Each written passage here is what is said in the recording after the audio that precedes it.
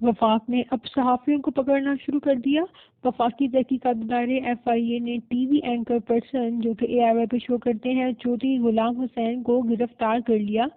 T V anchor کے بیٹے عمر غلام حسین نے بتایا کہ ان کے والد کو گلبرگ میں ایک کافی شاپ سے 8:40 پر گرفتار کیا گیا۔ انہیں حراست میں لینے کے لیے 35 سے 40 افراد آئے جنہوں نے اپنا تعلق FIA سے بتایا۔